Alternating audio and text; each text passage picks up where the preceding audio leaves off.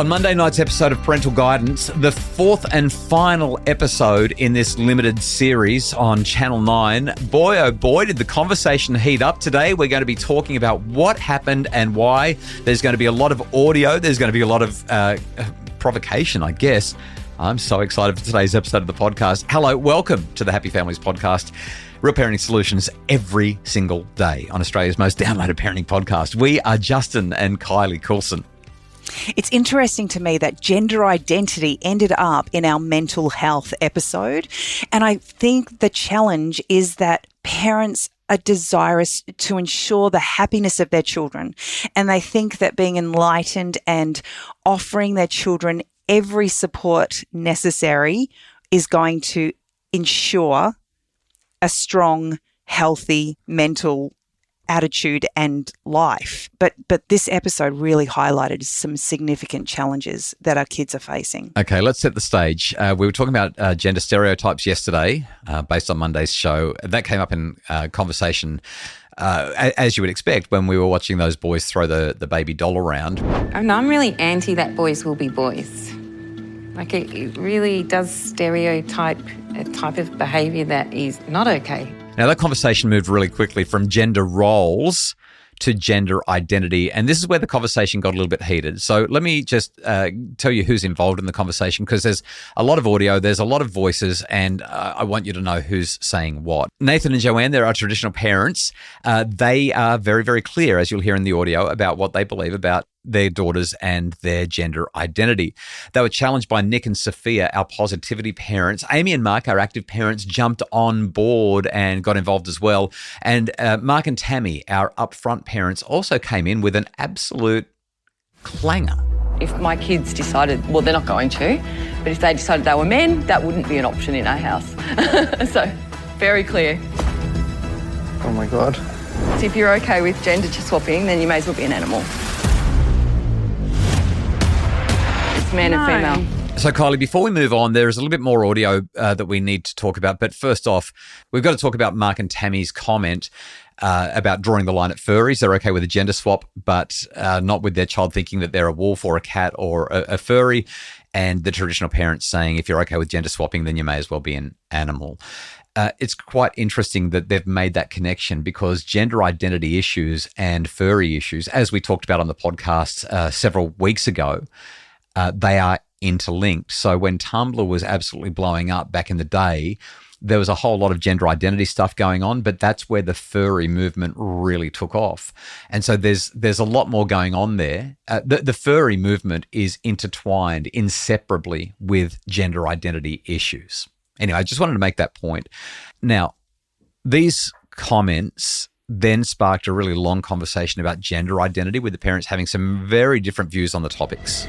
Don't you think some people are born like that, though? No, I don't. You don't think people are born feeling a certain way? You don't think that at all? Because a lot of people do commit suicide because of how they feel about having those feelings. Like, they really are born that way and they can't help how they feel. And if you're saying to your child, this is it, imagine if they actually felt that way and couldn't come to you to tell you that. I don't have that problem and I won't have that problem. But how do you know? What you're saying is you're creating an environment in your household where it's least likely to happen. Correct. It won't happen.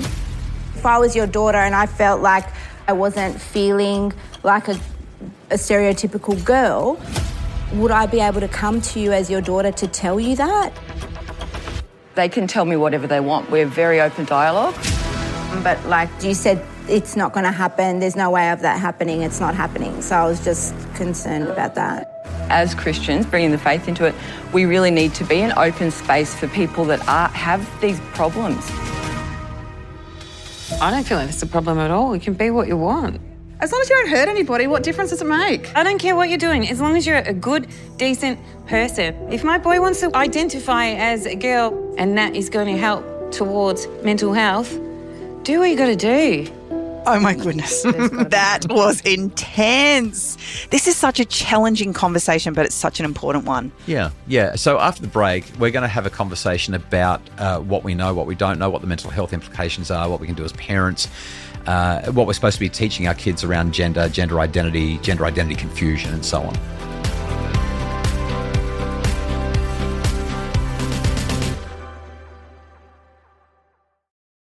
Okay, there was a lot to unpack from that first part of this podcast and Monday night's episode. Let's just reset the scene. If my kids decided, well, they're not going to, but if they decided they were men, that wouldn't be an option in our house. So, very clear. Oh my God. So if you're okay with gender swapping, then you may as well be an animal. It's man and female. Okay, Kylie, where do you want to start on this one? There's so many things we can react to. What do we know about this?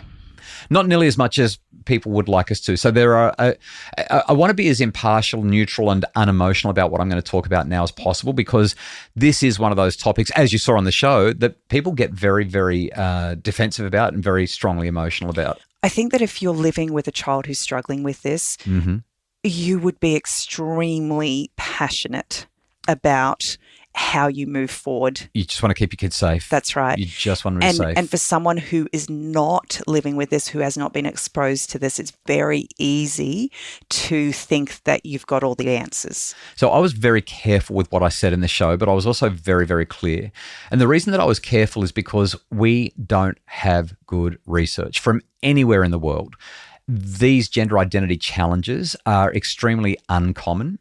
We don't have good science on how to treat it at all, and what we tend to see is that gender identity challenges, especially the way they've been appearing in the last 10 to 20 years, seem to be associated with a whole lot of other things, and the diagnosis, therefore, I think is quite controversial. What do I mean by that? So, autistic kids often also receive a gender identity diagnosis. We also see a high level of diagnosis with kids that are super anxious, and a lot of kids who may be struggling with their sexuality generally that maybe 20 or 30 years ago would have come out as gay or lesbian. They end up with a gender identity diagnosis as well. Now, the reason that this is so provocative and so controversial is because the stakes are really high.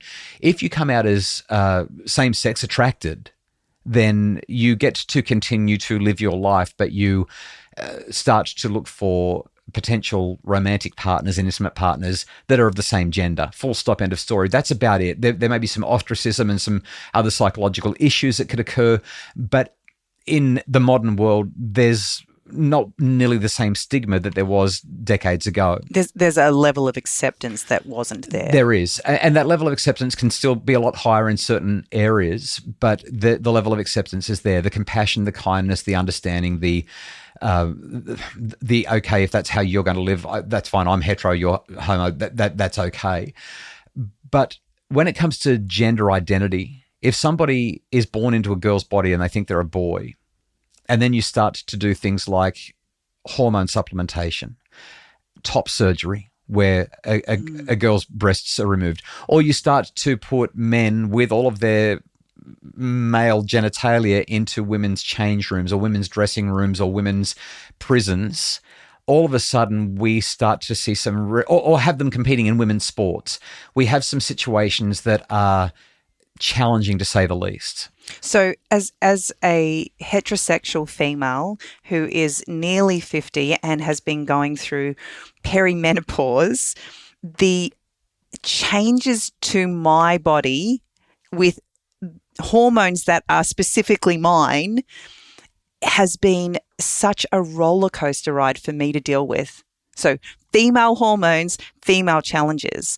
I can only imagine what it would be like to be adding 14 or 15 years old and going through this sort of stuff. It's intense. So there are a number of things that I've read, a number of books that I've read. I've read as many research papers as I can find, and there aren't many good ones. The best book on this topic is a book called Time to Think by Hannah Barnes, and she goes through what happened at London's Tavistock Clinic when their gender identity diagnoses and the programs associated with that absolutely exploded. And once again, her findings are consistent with what the best data tells us, and that is that when children come from quite often, not always, but quite often challenging home environments, or when they have depression, anxiety, when they have confusion, just general everyday confusion about life, but it seems to be amplified because of their time online, or if they're autistic, the chances of getting a gender identity diagnosis seem to go up substantially. And the argument made both in her book and by, I think, the best researchers in the world, there are lots of people who would argue strongly and passionately against what I'm saying. I just want to acknowledge that. I think that they're more ideologically driven than data driven, but that's probably because they've got firsthand experience with it, and that's why their ideology, their view of the world is so strong. From a distance and being quite dispassionate and just looking at the data, I think that it's really, really clear that there are a range of other challenges that are going on. And if we could address those other challenges, we might not have the same level of gender identity confusion that we have. Nevertheless, you asked the question, what do we know about it? And that's a kind of a long way of saying not nearly as much as people who are heavily ideologically driven would have us believe we know. And what we do know suggests that we should be far more cautious than we are being. One more quick thing on this. In Australia, and I said this on the show, the Australian Psychological Society requires that all practitioners, all people who are registered with AHPRA, which is the governing body for psychologists and psychiatrists, adopt an affirmation approach. That is, when somebody steps into their office and says, I know I was born into a girl's body, but I think I'm a boy, that they are to be affirmed in that thinking. Now, I think that is malpractice. Because if somebody walks in and they weigh 42 kilos and they say, I need to lose more weight, you don't say, well, let's book you in for some surgery. Let's get the liposuction happening. You start to invite introspection and encourage them to do some inner work, and you recognize that they've probably got an eating disorder. And if you were to book them in for that surgery, then you should have your license revoked. That's just not appropriate. The decisions to put these kids onto hormone supplementation when they're only 14, often they've never even kissed somebody. They haven't even held hands with somebody. They've got no experience of what it is to be a man or a woman. Yeah. I don't have a problem with somebody identifying as a member of the opposite sex to what they were born into. I actually don't have a problem with that if you've lived your life and have had sufficient experience to be able to get to that point. But I just don't think that 14 or 16 or even 18-year-olds have got the lived experience necessary to know. Well, in lots of cases, 24-year-olds. Potentially. So anyway, that's what we know, and most of what we know is what we don't know. And it feels like a conversation we were having 20 years ago around screens. We had no data. We had no understanding of the implications of what screens would do for our children, and we're now dealing with the ramifications of the devastation that screens have become. Yeah, I think that's probably a fair point. And everything where there's a lack of data, yeah. What are the mental health implications for a young person struggling with gender identity? So this is, again, why the emotions are so high. Devastating is the short answer. The mental health implications are devastating. If a person doesn't get appropriate treatment, then they spiral into depression and anxiety, and suicidal ideation goes up, and so too does a likelihood of them making an attempt on their life. Sophia actually tapped into that and acknowledged that many children have taken their lives when they haven't felt supported or haven't felt like they can come out and share the internal struggles that they're having. So I want to walk a really fine line here. It doesn't happen a lot. Every time it does happen, it's a devastating tragedy, and it's completely avoidable, and we don't want it to happen. So when I say it doesn't happen a lot, I'm not trying to minimize the impact on those who are affected, not at all. But from a purely data-driven, numerical, dispassionate perspective, it doesn't happen a lot because there are not a lot of people who have these gender identity confusion issues. And again, the alarmists and the ideologically driven people will say they might die if we don't let them remove their breasts, or they might die if we don't start the hormone supplementation today. And that, I think, is understandable. I get why the alarm is sounding for them, but I also think that it does them an injustice and a disservice, because then we don't get to have them get the psychological help that they need from a neurodiversity perspective, or from a depression and anxiety perspective. And we've got to come at it from all of these different angles. We can't just start throwing people into these really, really serious situations where irreversible damage can be done. Like once that hormone supplementation happens, or once that top surgery is done, there's no going back. And for a 14-year-old or a 12-year-old or even a 21-year-old to make that call, the lifelong ramifications are really, really significant. So what can parents do if they find themselves in this situation? Well, again, the good news is the probability is extremely low. Here's what I would encourage, and it ties in pretty much with what I said on the TV. Number one, I'd be removing your kids from screens. Take them away from the influence of YouTube and Tumblr and TikTok and anywhere else where they can be ongoingly influenced and groomed in that direction. I would go as far as saying delay. Once kids have screens, it's really hard to take a step back, but delaying their introduction to individual and personal screens. They'll usually have been on their screens for quite some time when these kinds of issues arise. And there is a correlation between high levels of screen use and gender identity issues. The second thing, I'd be having a look and seeing what's going on in the friendship group because these things kind of cluster. Third, and this is absolutely pivotal, find good psychological help. And when I say good psychological help, I mean somebody who's willing to do the hard work, not just step into an affirmation approach, but actually say, all right, well, this is how you're identifying right now. You're identifying as a cat or you're identifying as a male, even though you're born into a female body. But we're going to ask you a lot of questions about this before we start making any permanent decisions. And then the last thing I'd say is, if your child is absolute in this, then continue to be compassionate and kind and accepting. You want to continue the conversations, but delay. So don't do anything significant from a surgical point of view or from a hormonal point of view until they are much, much older. Delay. Let them know when they are of age, they can make their own decisions about this and you will love them and you'll support them. But for now, because they're 14 or 15 or 12 or 17, for now, we're going to take a very slow and careful approach. We're going to support them and love them and do what we can to get them the help that they need so that they can work through this. And if at the age of 21, 22, 26, whatever it is, they decide that this is actually who they are and how they need to proceed, that's a completely different conversation. A completely different conversation than when you've got a child who's 10 or 12 or 16 that's going through it. So that is pretty heavy stuff. I think that it's really compelling. Wasn't it a great series? Wasn't it such a great show? I just wish it was longer. I know. Another big season of Parental Guidance, all wrapped up. 4 big topics: mental health, bullying, peer pressure, and screen time.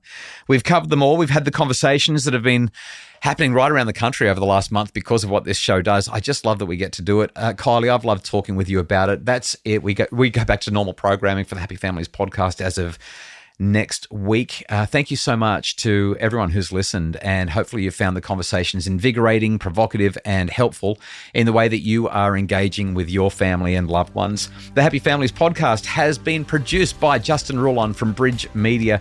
Craig Bruce has been our executive producer during this limited series. We appreciate Craig's help once again. And Mim Hammonds provides all of the additional support, admin, and additional guidance around research for the podcast. More information and more resources about making your family happier can be found at happyfamilies.com.au. See you tomorrow.